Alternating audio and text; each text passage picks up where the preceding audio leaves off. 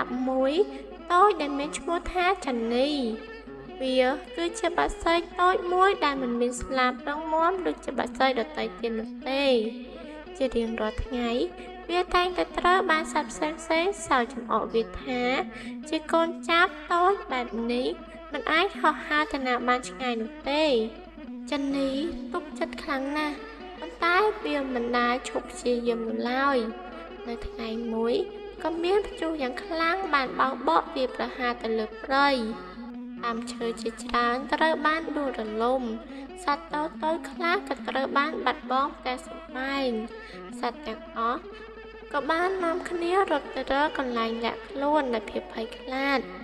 ចាន់នេះបានឃើញដើមឈើចាស់មួយដែលស្ថិតនៅជិតទន្លេវាឈរយ៉ាងរឹងមាំដើមឈើនេះក៏បាននិយាយថា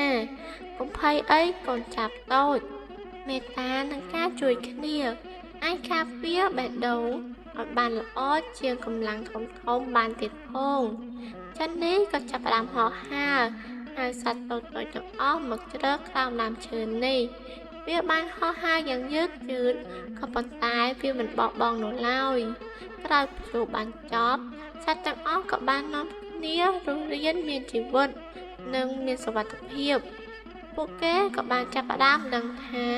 កូនចាប់តូចនេះមានបេះដូងធំជាងនរណាទាំងអស់ចាប់ពីថ្ងៃនោះមកមាននរណាហ៊ានសើចចំអកចាន់នេះទៀតនោះឡើយហើយចាន់នេះក៏បានយល់ថាមនុស្សឬសត្វមិនត្រូវវាយតម្លៃតាមកម្លាំងនោះទេតែត្រូវវាយតាមចិត្តល្អនិងមិនបោះបង់គ្នាទៅវិញទៅមក